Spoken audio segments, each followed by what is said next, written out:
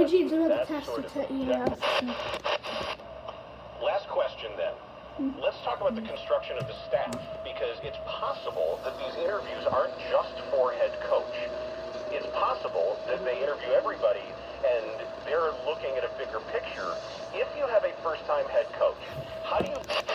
Had a reporter that's headed to Kenosha today to cover that angle.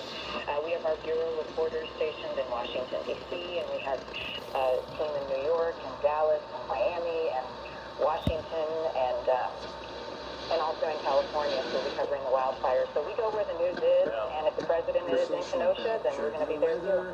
Marty Goose is in Chicago. Just a couple quick ones. Stay right there. WG's about to test. There they go. Maybe they're not system. Doing it for the first... Nope. The WG is testing now. Message of law and order.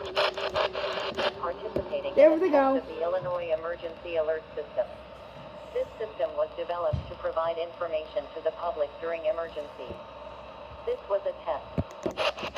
Now you may...